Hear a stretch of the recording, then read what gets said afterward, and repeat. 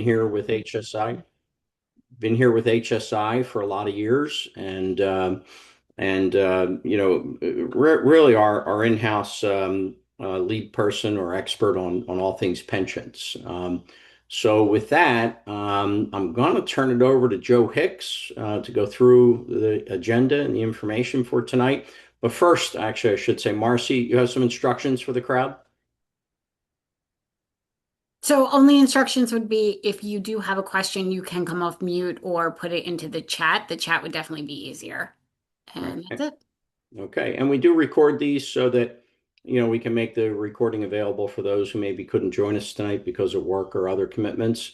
So again, with that, I'm going to turn it over to Joe and Tish for the rest of the night. And if just if you have a question, put it in chat or use the raise hand button, and we'll do our best to address them all either in the meeting or after the meeting. Sometimes it requires a little more follow-up. Joe, it's all yours. Thanks. Yep. Great. Thanks, Wendell. Yeah, we appreciate it. Looking forward to walking through the material tonight. As Wendell said, we're going to take you through generally the retirement process. And what you'll see is that there's three components to what we're going to take you through tonight: the defined benefit plan, the pension, the 401k plan or the retirement and savings plan, and then the health benefits. I'm going to take the pension and the 401k. And Tish is going to walk you through the health benefits. One thing that I will say before we get started is that when you registered, a number of you did register questions with us already, and we're going to try our best as we go through the presentation itself to answer those questions. So hopefully we will hit on those. If we don't hit on those and we miss them, as Wendell said, feel free to reach out either tonight or afterwards to get your specific question answered. We'll also be showing on the screen some contact information for different people at the fund office. So I'd have a pen and paper handy or get your phone ready to take a snapshot of the screen just to make sure that you have those numbers available and that contact information for you. Most of all, as we get started here, one of the things that I will say is this is a very complex process. Okay, so if you're looking through the benefits and you're reading the mailings that are coming from the fund office, if you're looking through the summary plan description and you're trying to understand the benefits, what's available to you, this is a complicated process. So right off the bat, just wanted to tell you that we are here to assist. We are here at the fund office to answer your questions. So do not hesitate when we provide you that contact information to reach out to us and ask those questions. Sometimes we might need a little bit of time to answer your question because usually if we're getting a specific question, the facts and circumstances apply to you. So we might need to do a little bit of research, and the person you get originally when you contact the fund office might not have the answer right at their fingertips, but we will promise you that we will get to the bottom of your question and we will be able to answer your issue specifically. To that end, as you're looking at these things, as Wendell alluded to earlier, it's always best to get started early. Just asking questions now and understanding how the process goes. The earlier you can start that process, the better off it will be. And we're going to hit on some of the reasons for that as we move on through the presentation. So as I mentioned, we're going to take you through pension. We're going to take you through 401k. We're going to take you through health and welfare. On the pension side of things, we're predominantly talking about the UFCW Tri-State Pension Fund. Okay, and when we talk about the pension fund, we're talking about a defined benefit plan. So this is a plan that employer contributions were made. If you're a participant in this plan, you've worked, you earned benefit credits, and you earned a benefit in this plan over the course of your working career. Now, this plan was frozen, so there are no additional benefit credits being earned in this plan. But if you had a vested benefit in that plan, meaning that you had earned enough credits in order to receive your pension, you still do have that pension. So that pension will be there for you when you retire, and you will be able to apply for that pension. You're just not earning any future benefit credits after the plan was frozen. So that benefit is designed to provide an annuity monthly payment over the course of your lifetime, or perhaps you and your spouse's future lifetime. We'll talk a little bit more about that. But I open up talking about the pension in that fashion because that's very different from the 401k plan. And I'm certain that a number of folks on this line understand the difference between a defined benefit plan and a defined contribution plan, or between a defined benefit plan and a 401k plan. But in the event that you don't, we wanted to make sure that we level set on where we were starting at before we started getting into some of the details.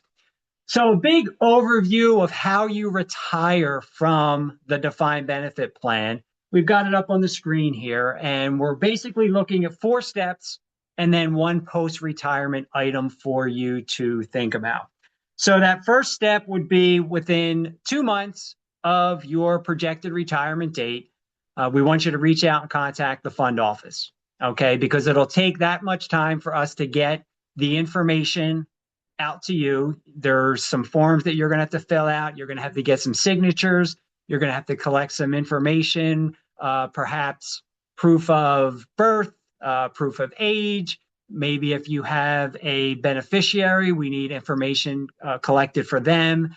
If you are divorced, maybe we need information about your qualified domestic relations order. So there's a lot of information that has to be passed back and forth between you and the fund office. So we like to have that process started in advance.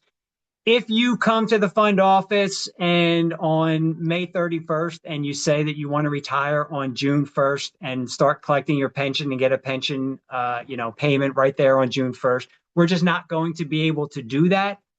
So that's the reason why we ask you to start, no later than 2 months prior to your proposed retirement date, because we just have to walk through a number of forms completions, and we've got to walk you through all the information that we need in order to properly effectuate your retirement. After you retire, and again, we'll talk a little bit more about this in detail as we go through the presentation, there are some rules about how much you can work and where you can work after you start collecting your pension. Those rules are specified and stipulated in the plan provisions in the plan document. So we'll take you through those as we move on.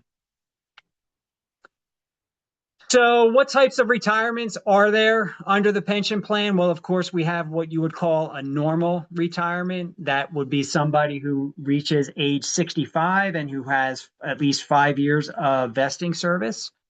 So what that means is essentially you've reached what most people would commonly refer to as your full retirement age, and you can retire there with the normal retirement and start collecting what we would call a normal retirement pension. We would separate that and differentiate that from an early retirement pension, which you can start collecting as early as 55. So between 55 and 64, if you have 10 years of service, then you're eligible to receive an early retirement pension. But that pension is likely to be reduced unless there are certain circumstances. That pension will be reduced. And the reason why that pension has to be reduced is, if you think about it, when the plan was being funded, we were funding, the trustees and the contributing employers were seeing that the plan was going to be funded, assuming the pension would start at age 65. And let's say that you were going to have a 30-year life expectancy, for example. So we assumed that there had to be enough money in there for you to start your pension at 65, and you're projected to live 30 years to 95. A certain amount of money would have to be saved so that there was enough money in the fund when you turn 65 to make 30 years worth of payouts. Well, if you started at 55 and we had only saved enough money in the plan for 30 years worth of payments, but now you're going to get 40 years worth of payments, in order to make sure that there is enough money there has to be a small reduction in the pension that you're receiving to make sure that the money that was put aside is enough to fund that pension for you to make. And this applies to everybody. So it's figured actuarially. So there are calculations that are prepared to make sure that the adjustment to your pension is going to offset the fact that you took it a little bit early. So that's the reason why there's a differentiation between a normal retirement pension and an early retirement pension. There's also the possibility for a disability retirement pension, and you're eligible for a disability retirement pension if you are indeed approved for Social Security disability, and if you're at least 50 years old with 10 years of service. So in that case, you would, if you were disabled, you could start your pension as early as 50 with 10 years of service. And then lastly, I'd mentioned when we were moving through the early retirement pension, and I said that there are some times when the early retirement pension is not reduced. That is if you hit that special rule of 90 pension. And the rule of 90 pension means that if you take your age and your years of benefit service and you add them together, and they together are greater than 90, then you're eligible for an unreduced benefit calculated as of January 1, 2010. So the idea here is that there are all different ways that you can retire. There are all different combinations of pieces of information that will have to be verified when you want to retire. So going back to what I started off with, if you have retirement in mind and you want to know what different options are available to you or how these different options work, certainly reach out to the fund office. Now, you can contact the fund office earlier than 2 months. So if you were 50 and you wanted to know what type of benefit was available to you and you wanted to get an estimate of what your retirement would look like, you can certainly reach out to the fund office and we would be happy to prepare an estimated calculation for you. So you don't have to wait until just before you're about to retire in order to start to perform your retirement planning and get that information from the fund office. So how would you contact the fund office? Well, for the folks that are seeing things on the screen, here's your first opportunity to make a note or take a screenshot here. For the folks who are just listening, the phone number that you want to call here is 1-866-928-8329. And we actually, for the Tri-State Fund, we actually have the alphabet split into A to L or M to Z. So if your last name is in that A to L area, after you get the message, you want to dial 1 and you want to ask for Fro, or that will transfer you to Fro. If you're in the M to Z, you want to dial 2 after the message, and that'll be for Mark. Okay, so we've got the Tri-State group split up into 2 to make sure that we've got enough coverage so that when those questions come in, we have the resources to handle your questions.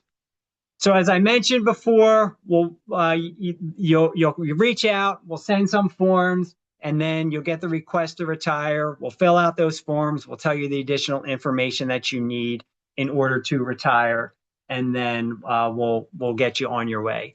A key portion of that retirement package is going to be your election kit. So after we collect the forms from you and collect the basic information, we will send you an election kit.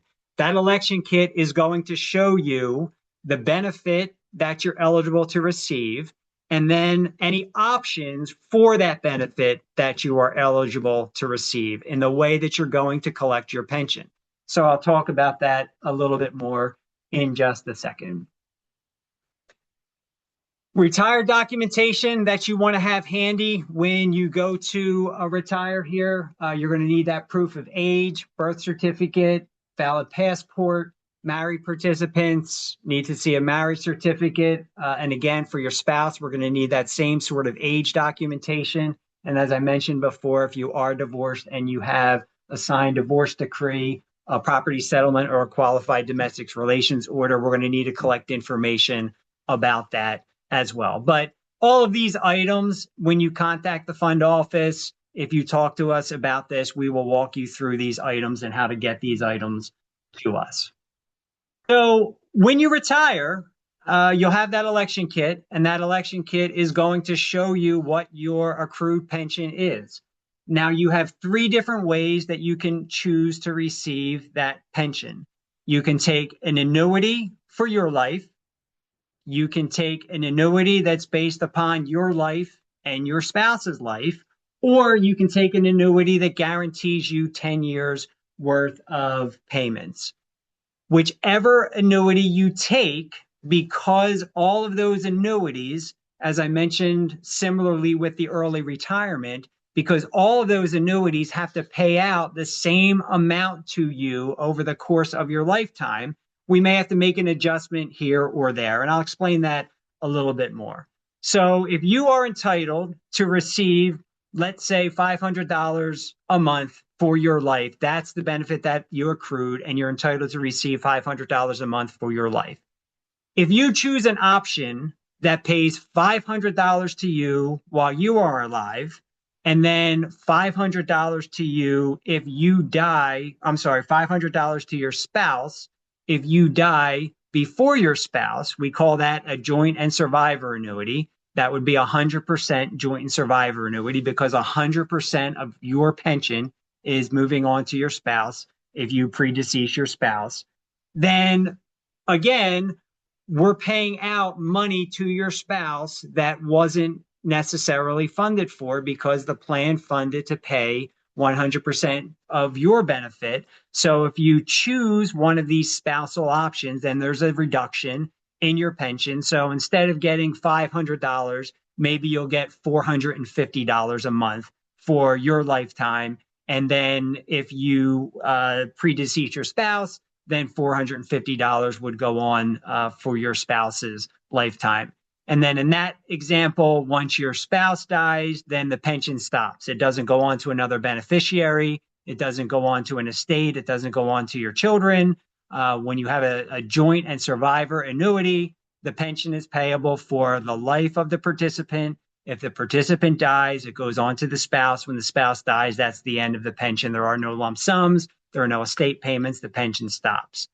The only slight difference in that benefit that is noteworthy is if you have that $500 pension that you are receiving and you choose the 100% joint and survivor example, and so your pension is reduced from $500 to $450, but your spouse dies before you. So essentially, you were paying for the fact that your spouse was going to receive the pension if you died first. But what if your spouse dies first? Well, the plan has a provision called a pop-up, meaning that if your spouse dies first, the benefit pops up to what the original amount was. So your benefit would pop back up to that $500 that you were originally intended to receive had you not chosen the joint and survivor annuity. So you have the option of 100% joint and survivor, where 100% of your benefit continues on to your spouse. You can get a 70% joint and survivor, or 75% joint survivor annuity, as well as a 50% joint and survivor annuity. So those are the options. Of course, you can always choose the single life option. If you're married, that does need spousal consent. And then you have, as I mentioned before, a 10-year certain and life option, which would guarantee 120 payments, or 10 years times 12 months of payments, regardless of how long you live. So if you're retired and you chose the 10-year certain and life option, and you died within the first 5 years, then 5 years of payments would continue on to your named beneficiary. So as you can see, there are a number of different options. There are a number of different ways to receive your pension inside of the pension plan. And certainly you're going to want to have time in order to evaluate which option is best for you, which option makes the most sense for your family. So that's, again, another reason why we encourage you to reach out to the fund office in advance of your retirement, at least 2 months, and even reach out to the fund office years in advance, just so you can get an idea of the benefits that you are entitled to under this plan, so you can properly start to think and properly start to plan your own situation.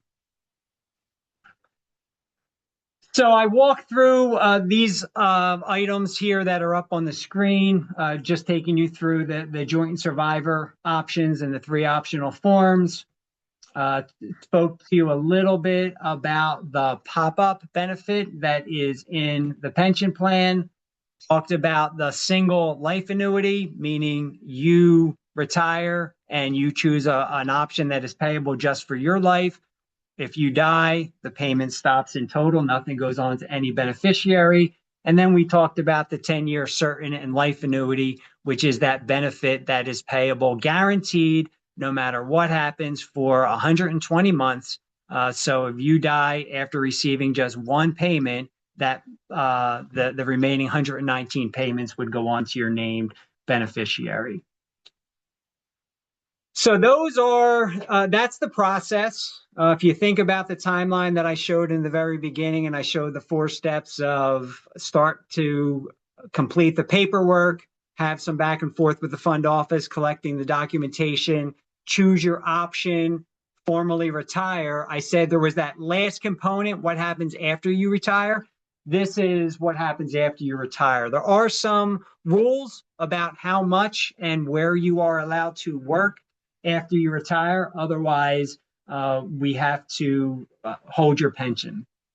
There are some exceptions to those rules. So there are some areas where you are allowed to receive your pension and still work. And we'll talk about those in just a second. So when you apply to start receiving your pension, you have to, this has to be a bona fide retirement, and you have to stop working in the retail food industry. If you return to work in the retail food industry after starting to collect your pension, you should contact the fund office and let us know. We will be able to help you through whether or not your employment is allowable without having to stop your pension. These special rules, however, don't apply in certain circumstances. So if you're older than 65, there are a couple of different rules. The first rule is that when you attain what's called the age 70 and a half rule, so that means that on the April 1st following the calendar year in which you turn 70 and a half, you have to start collecting your pension. Okay, that is a requirement. You can work unlimited hours and collect your pension starting April 1st of the calendar year after you turn 70 and a half.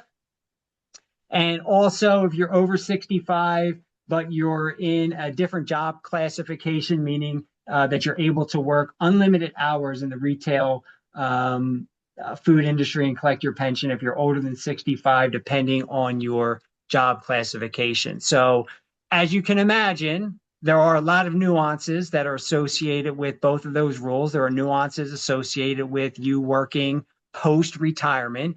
And the easiest way to figure out what's allowable to make sure that you're able to work or collect your pension or both, the easiest way to figure that out, if you have any questions, would be to reach out and to contact the fund office, and we would be able to help you through that process. So that covers the defined benefit plan. I think that the questions that we had received in advance of this session on the defined benefit plan, most of them revolved around how do I collect my pension? Who do I contact when I want to collect my pension? What form, what options am I allowed to choose if I get my pension? So I think we tried to hit on those as we went through. If not, again, you can use the chat or reach out to us after. Hey, Joe, Wendell, I just want to jump please. in. Thank you. That was really thorough, covered pretty much the questions I had written down as well. One thing you said up front and several times through is about contacting the fund office 2 months ahead of time. I just want to be clear with everyone. I would rather you think of that as no later than 2 months in advance. Feel free to contact sooner, especially if you're one of our members who maybe worked for several companies. Maybe you were with A&P and or ShopRite, Food Fair, and then landed here in Acme over time, like myself. It may take the fund a little longer to research some of those records and piece together some parts to make sure they have the complete picture.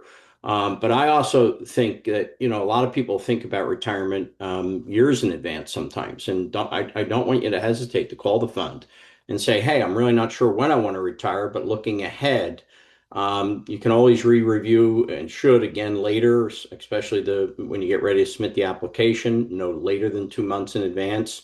And keep in mind, if you, for example, were to contact, several years out, something may have changed in between. So just keep in mind that, you still got to do that re-review at the time you actually apply. I'm looking at some of the folks, some of you I worked with, have known for a lot of years. Some of you are probably thinking about sometime in the future, not necessarily 2 months from now. So feel free to talk to the fund office at any point, so that you can, start your, I'll sometimes joke around and call it the preliminary early advanced retirement planning process, which, some of us started in our 40s, but anyway, just don't hesitate to contact the fund office sooner. Thank you. Thanks for that follow through there, Wendell. So that's the pension. The second item, the second component of tonight we wanted to talk about is the retirement and savings plan, which we refer to as the 401k plan.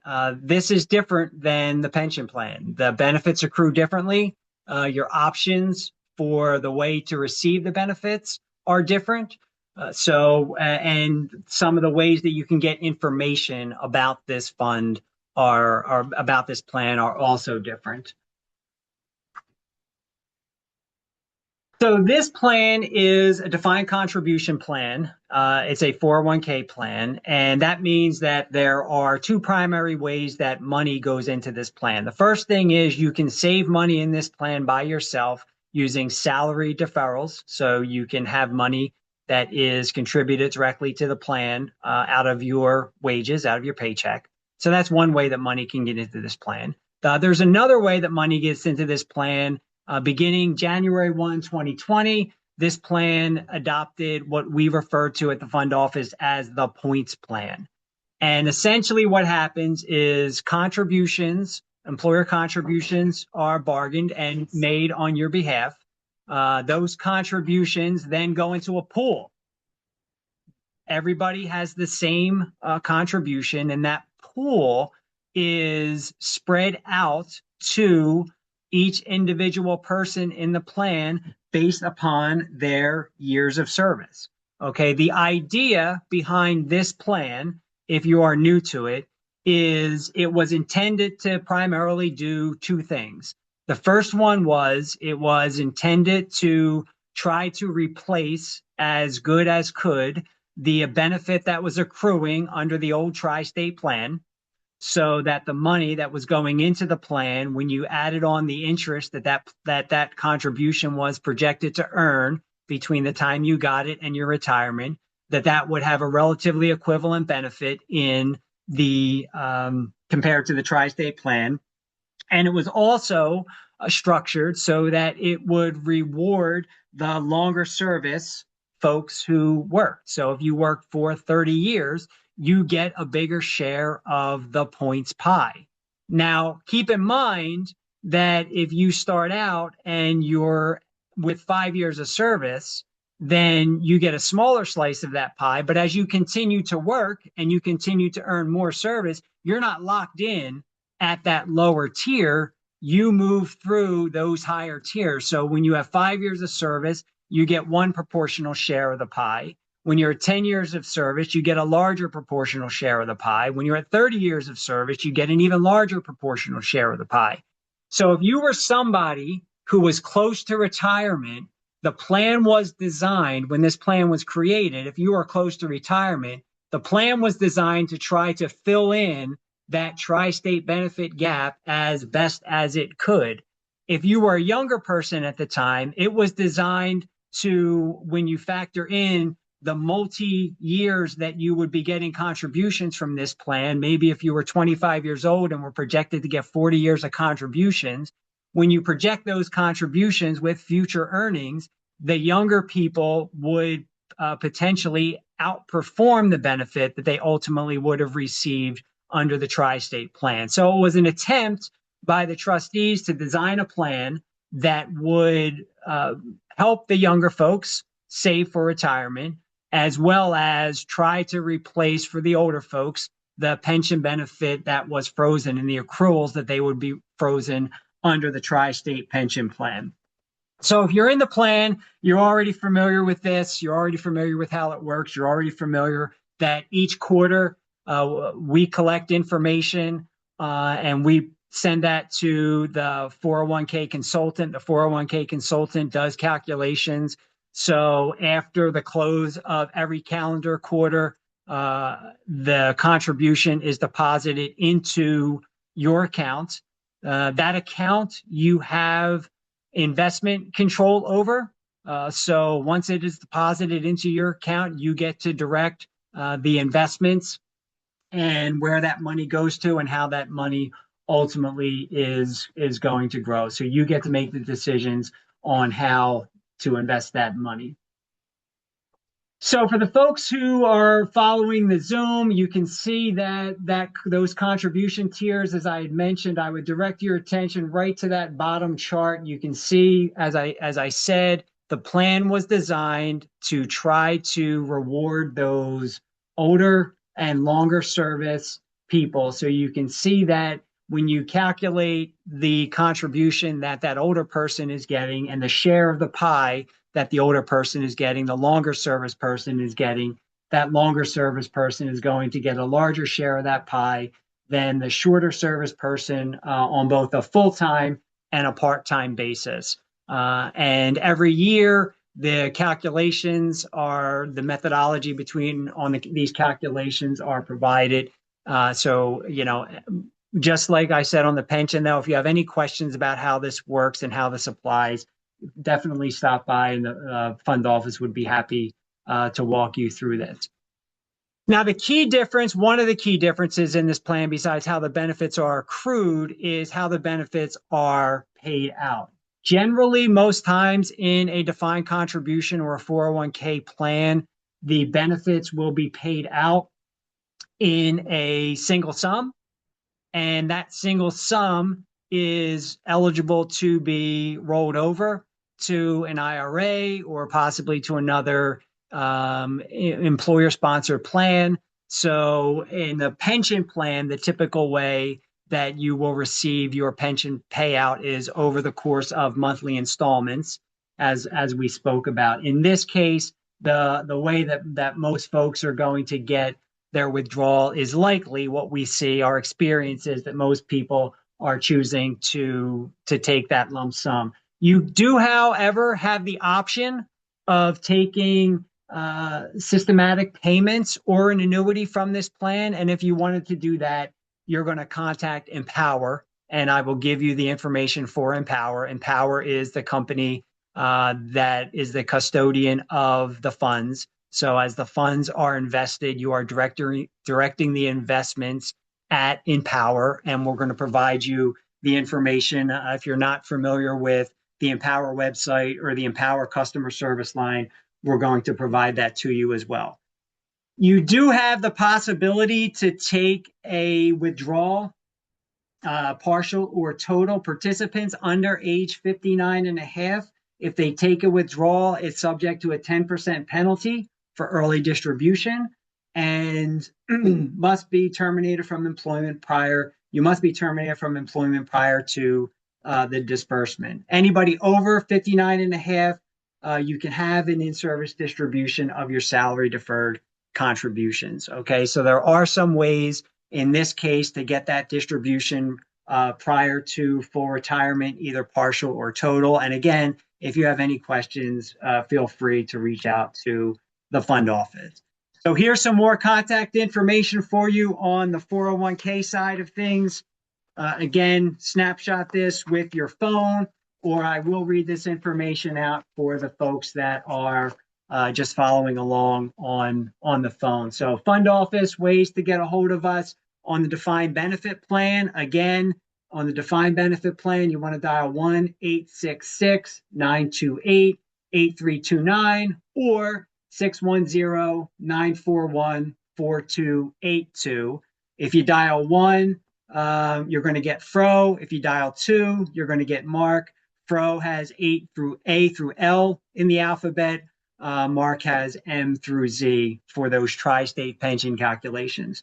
For any 401k inquiries, you want to dial 610 941-9400, and you'll dial extension 112. You'll reach Anthony Camacho. Anthony is our 401k specialist here at the fund office, and he'll be able to either answer your questions or redirect it. Empower, their retirement site to set up your account and then ultimately to review your account, is at empowermyretirement.com. So that would be EMPOWERMYRETIREMENT.com.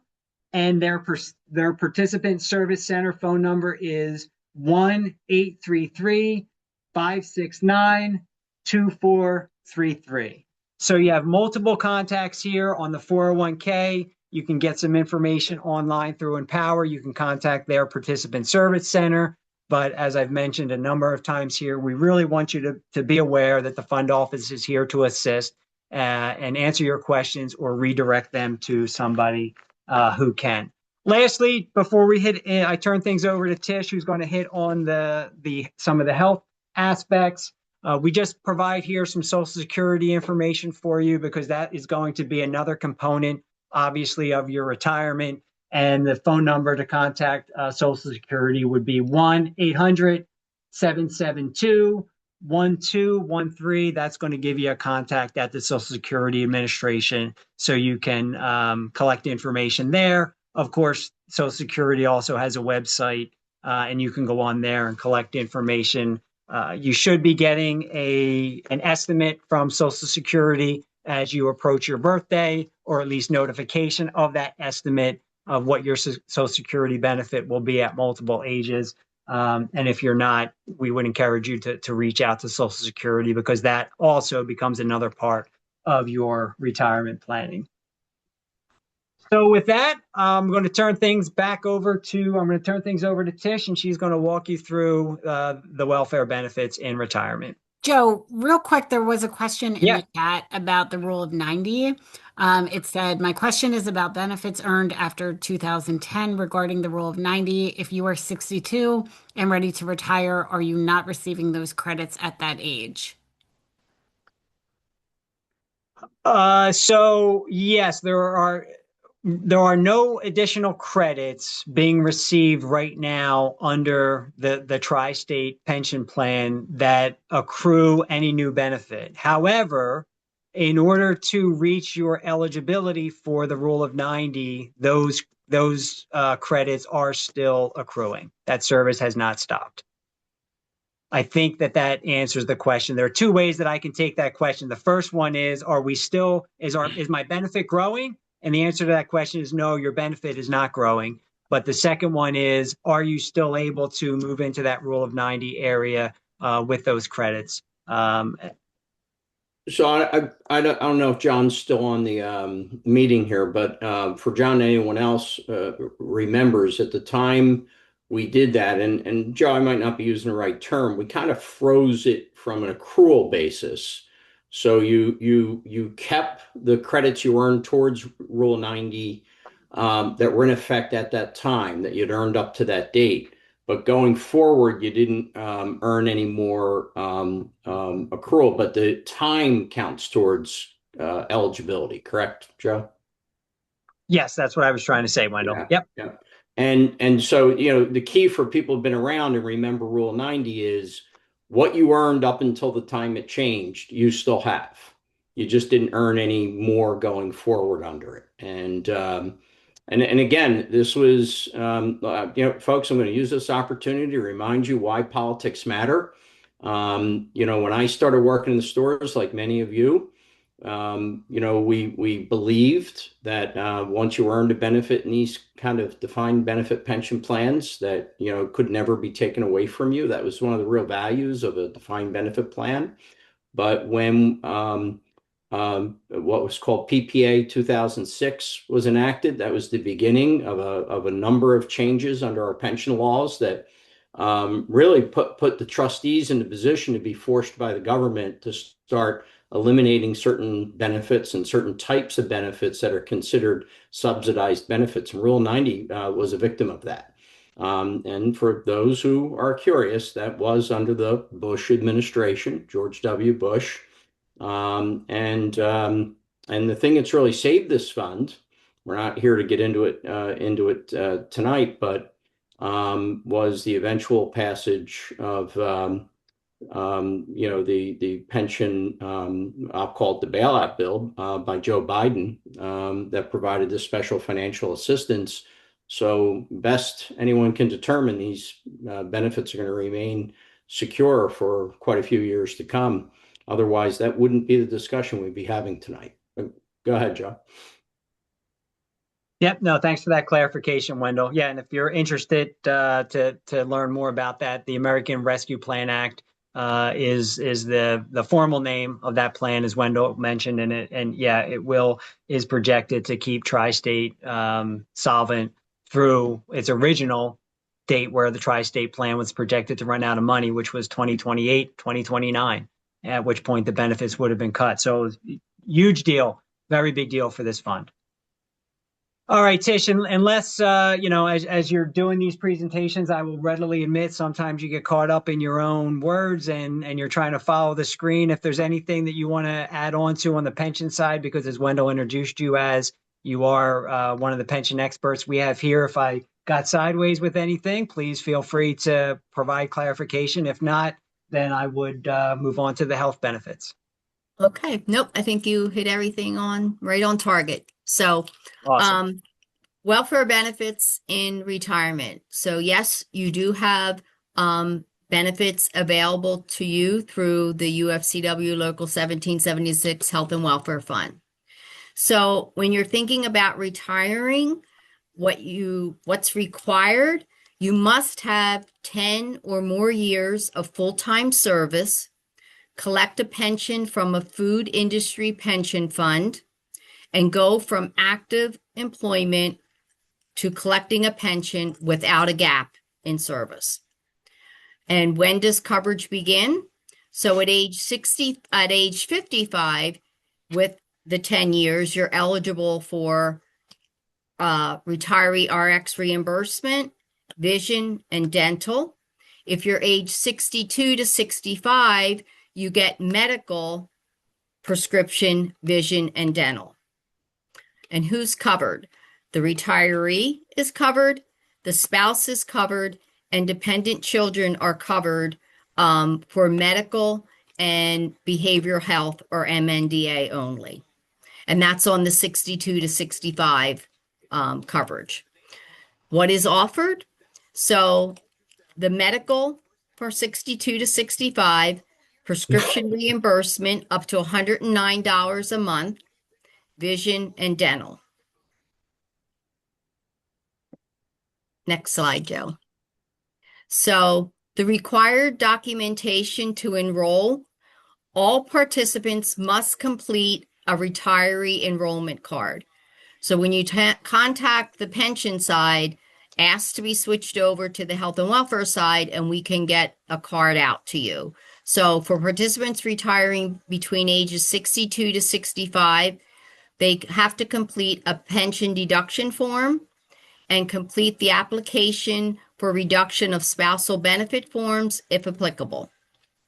For participants who retire after age, or retire at age 65 or 55, or over, you need to complete a direct deposit form and a proof of Medicare Part D premium, and that is for your prescription reimbursement. So the steps to enroll in retirement benefits: call the fund office, and for those who aren't on Zoom, you can take or on the phone. The number is 1-800-458-8618.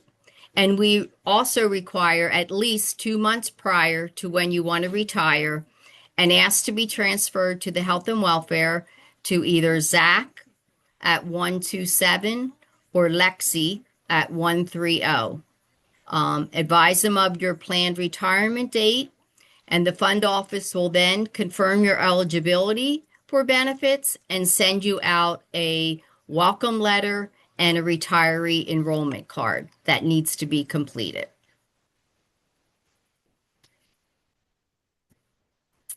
The next thing you must do is complete the retiree enrollment card and send it back to the fund office within 30 days from the date of the welcome letter. The fund office will mail you the direct deposit form, which is required for your retiree RX reimbursement, and additional paperwork to complete if necessary. Then you append your enrollment until your actual date of retirement.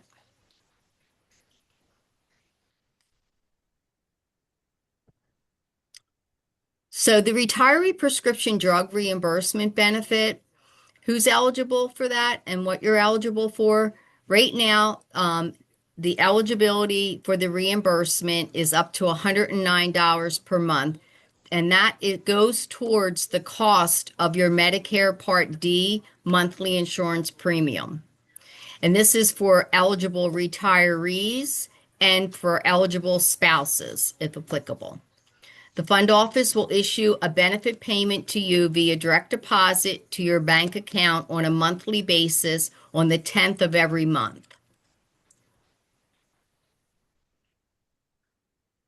So again, contact the fund office, and the fund office number is 1-800-458-8618.